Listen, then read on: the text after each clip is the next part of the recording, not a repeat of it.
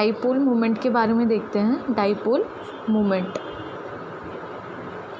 तो dipole moment क्या होता है कि अगर अपने पास कोई equal in magnitude but opposite charges अगर हैं, जिनका मैग्नीट्यूड तो सेम है लेकिन वो अपोजिट नेचर के हैं, तो यानी -q चार्ज और +q चार्ज, ऐसे कोई अपने पास दो चार्जेस हैं जो किसी डिस्टेंस से सेपरेटेड हैं। Let us consider 2a the distance between the two charges. अगर ऐसा कोई कंडीशन है तो जो डाइपोल मोमेंट होगा P = q × 2a। Magnitude of dipole moment हम ऐसे लिख सकते हैं, Q यहाँ पे चार्ज है, 2a है distance between the two charges, और जो डाइपोल मोमेंट का डायरेक्शन होता है वो -q टू +q होता है, यानी कि इस डायरेक्शन में। तो ये होगा डाइपोल मोमेंट का डायरेक्शन। अब अगर हम इधर आगे हम चलते हैं तो इलेक्ट्रिक फील्ड ड्यू टू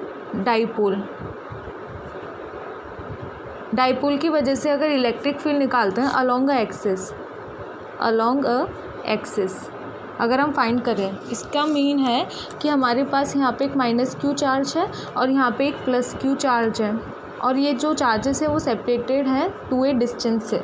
एक सेंटर मान लेते हैं, ओरिजिन O, यहाँ से डिस्टेंस a है एंड यहाँ से भी डिस्टेंस a है।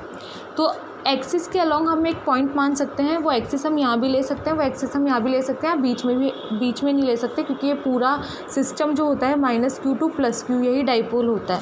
तो या तो इस साइड ले सकते हैं या फिर पॉइंट इस साइड ले सकते हैं। तो हम इस साइड मान लेते हैं, राइट साइड पॉइंट P। तो जो डिस्टेंस होगा सेंटर O से P तक का, उसको हम ले लेते हैं R। तो हम क्या लिखेंगे कि इसको A कंसीडर कर लेते हैं, इस पॉइंट को B। So electric field at point A = electric field क्या होता है हमारे पास, E = kq/r²। ये इलेक्ट्रिक फील्ड का फॉर्मूला है। तो यहाँ पे E क्या होगा, kq, और A पे कौन सा चार्ज है, -q चार्ज है, kq/r²। What is the distance A से P तक, सो AP का स्क्वायर। डायरेक्शन देखते हैं एक बार। सो P कैप किस डायरेक्शन में होगा, ये -q है और ये +q है, तो -q टू +q डायरेक्शन होता है, तो P कैप इस डायरेक्शन में होगा। अब यहाँ पे क्या है, -q चार्ज है, -q चार्ज के लिए इलेक्ट्रिक फील्ड उसकी तरफ जाती है, तो ये होगा डायरेक्शन, एक मिनट, ये होगा डायरेक्शन EA का, और EB का डायरेक्शन क्या होगा, प्लस से दूर जाती है, तो EB वेक्टर, EB का डायरेक्शन इस तरफ होगा। तो हमारे पास P कैप का डायरेक्शन ये है। P कैप क्या है, P कैप है यूनिट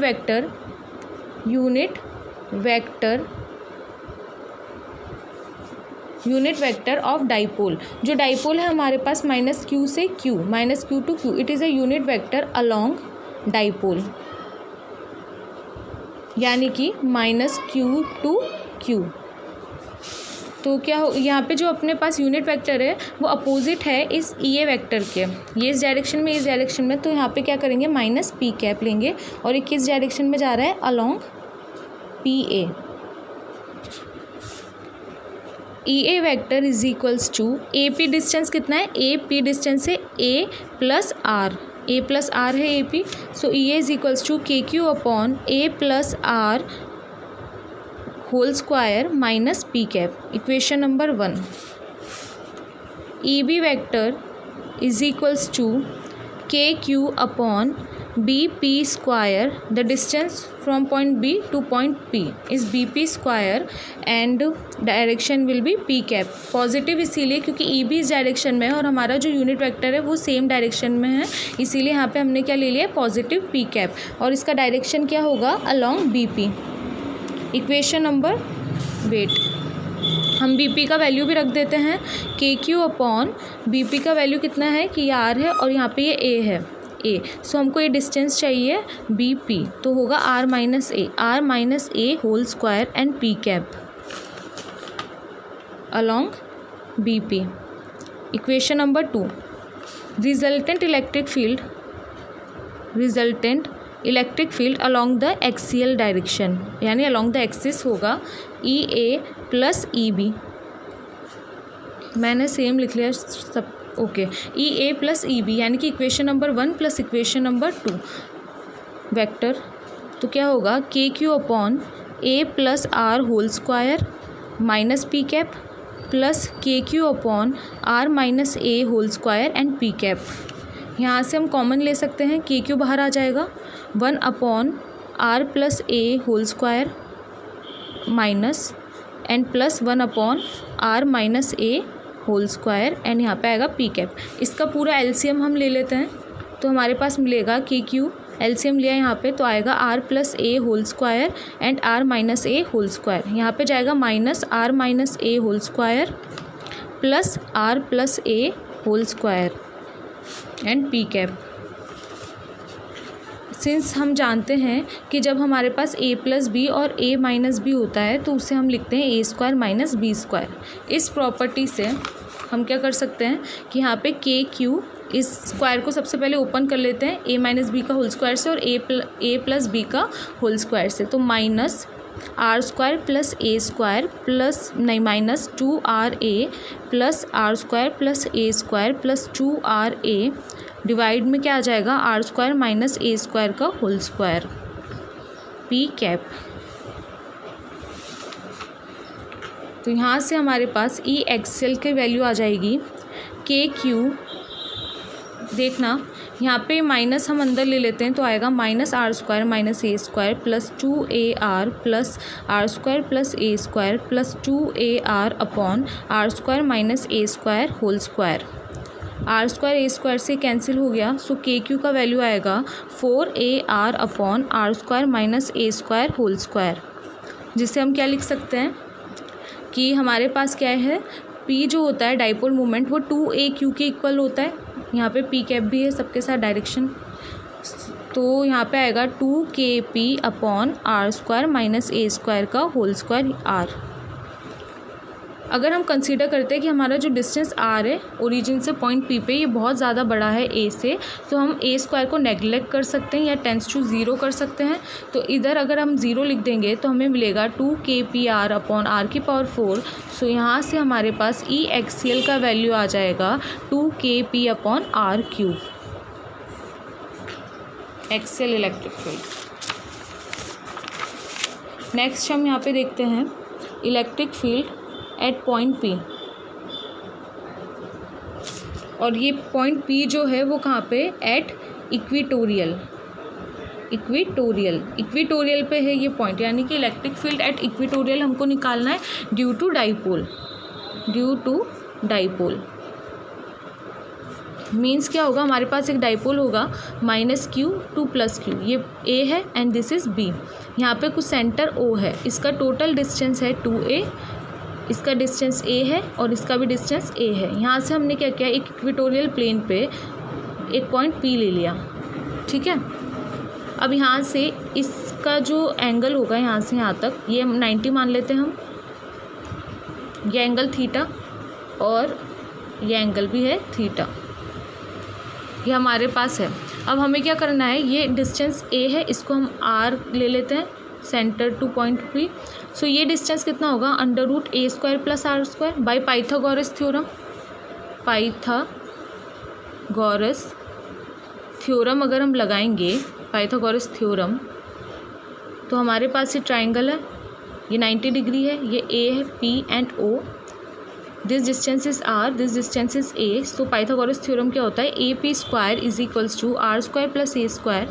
सो AP जो होगा वही PB भी होगा, हमारा सेम होगा ये और ये, क्योंकि ये भी a है और ये भी r है, तो इसका वैल्यू आ जाएगा √r स्क्वायर प्लस ए स्क्वायर।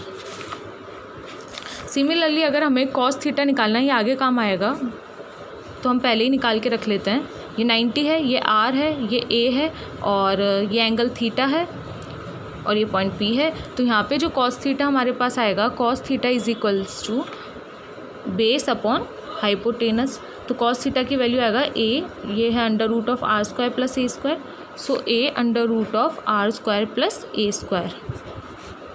कोई डिफरेंस नहीं है, ये एंगल 90 डिग्री है और ये लाइन जो है इस दोनों को भी इक्वली बाइसेक्ट कर रही है, ये 90 डिग्री है। तो एक्सटीरियर एंगल प्रॉपर्टी भी हम यहाँ देख सकते हैं कि ये हमारे पास एक ट्रायंगल होगा इनसाइड वाला और इसका एक्सटीरियर एंगल थीटा होगा, तो इस प्रॉपर्टी से भी ये एंगल थीटा आ जाएगा और ये एंगल थीटा आ जाएगा, या फिर ये लोग सब इक्वली बाइसेक्ट कर रहे हैं तो उससे भी हमको ये एंगल भी थीटा ही मिल जाएंगे। तो इलेक्ट्रिक फील्ड निकालेंगे तो electric field due to a at point P, इस पॉइंट पे ए की वजह से, ए पे कौन सा चार्ज है, माइनस क्यू चार्ज है। माइनस क्यू चार्ज के लिए जो इलेक्ट्रिक फील्ड आती है वो माइनस क्यू की डायरेक्शन में आती है, यानी कि ई ए इस डायरेक्शन में होगा, और प्लस क्यू चार्ज की वजह से इससे दूर जाती है तो ई बी का डायरेक्शन ऐसा होगा। मीन्स ई बी कुछ ऐसा जा रहा होगा ई बी, और ई ए हमारे पास ऐसा जा रहा है। So E A is equals to K Q upon A P whole square, K Q upon A P whole square P cap, and direction क्या है, अलॉन्ग पी है, अलॉन्ग पी ए। वैल्यू रख देते हैं। So E A is equals to K Q upon A P का value हमें पता था आर स्क्वायर प्लस ए स्क्वायर का अंडर द रूट, और इसका स्क्वायर करेंगे तो रूट और स्क्वायर कैंसिल हो जाएगा, P cap along P A. इसे क्या लिख सकते हैं हम, E A is equals to K Q upon are square plus A square और P cap, equation number 1। Similarly ऐसे बी ई बी के लिए भी निकाल लेते हैं। के क्यू अपॉन, यहाँ डिस्टेंस देखना, चार्ज क्यू से पॉइंट पी जहाँ पे हमें इलेक्ट्रिक फील्ड फाइंड आउट करना है, तो उसका जो डिस्टेंस है हमारे पास वो यही है, a square plus r square का root. So under root of a square plus r square का होल स्क्वायर पी कैप, और इसका डायरेक्शन क्या है, अलॉन्ग बी पी, ठीक है। और ये स्क्वायर से रूट कैंसिल हो जाएगा। सो ई बी का जो वैल्यू है वो हमें मिलेगा k Q upon a square plus r square P cap, equation number 2। Compare करेंगे इक्वेशन 1 और 2 को, तो इससे क्या पता चल रहा है कि magnitude of A is equals to magnitude of B. इन दोनों का मैग्नीट्यूड बिल्कुल सेम है, लेकिन इनका डायरेक्शन अलग है, एक पी ए के डायरेक्शन में और एक बी पी के डायरेक्शन में, लेकिन इनका मैग्नीट्यूड कैसा, सेम है। तो हम क्या लेंगे, कॉम्पोनेंट्स लेंगे, कॉम्पोनेंट्स। तो इलेक्ट्रिक फील्ड पी पे फाइंड करने के लिए हम इनके कंपोनेंट्स लेंगे। जैसे हमें ये पता था कि ये ट्रायंगल है, ये 90 डिग्री है, ये ओ है, यहाँ पे एक माइनस क्यू चार्ज है, यहाँ पे एक प्लस क्यू चार्ज है, ए बी और पी, ये एंगल थीटा भी, और ये भी थीटा हो सकता है, और ये एंगल भी थीटा है, और ये भी थीटा है। यहाँ से हम क्या करेंगे, कंपोनेंट्स। इस डायरेक्शन में हमें ई ए मिल रहा था, और इस डायरेक्शन में हमको ई बी मिल रहा था, ठीक है। यहाँ से अब इस डायरेक्शन में ई ए है, इस डायरेक्शन में, तो इसका जो होगा ये इस डायरेक्शन में है, इसके लिए अगर अपन कंपोनेंट्स लेंगे तो ये कितना होगा,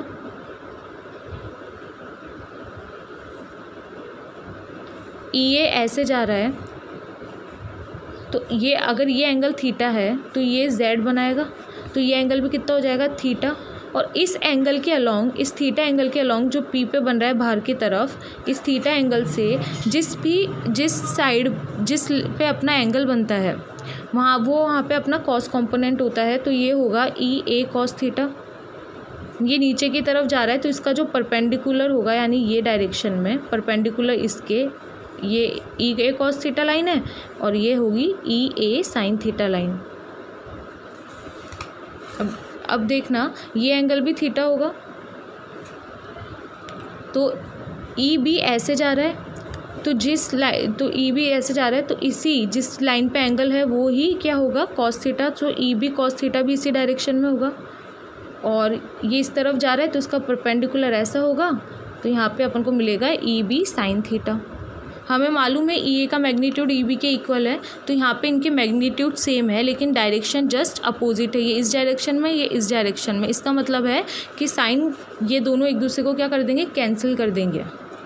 this components are equal and opposite direction, so ये कैंसिल कर देंगे एक दूसरे को।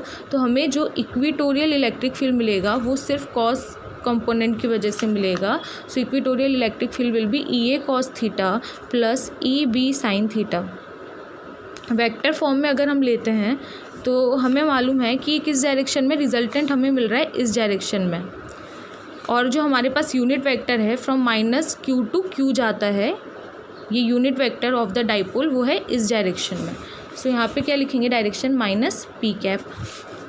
ई इक्विटोरियल, क्योंकि इनका मैग्नीट्यूड बिल्कुल सेम है, कॉस थीटा, क्योंकि यहाँ पे ये दोनों ऐड हो जाएंगे ना, E A cos theta E B cos theta.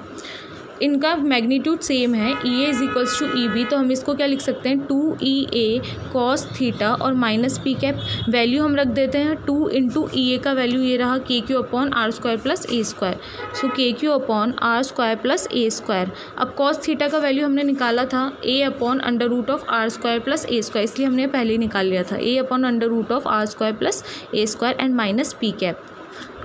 Since we know that dipole moment P is equals to 2AQ, तो यहाँ से हम 2AQ को लिख लेंगे P, तो KP upon are square plus A square power 3/2 and ये माइनस एंड ईयर पी कैप, ये होगा ई इक्वेटोरियल। अगर हम इसका मैग्नीट्यूड लेंगे तो हमें क्या मिल जाएगा KP upon are square plus A square की पावर 3/2 एंड पी कैप।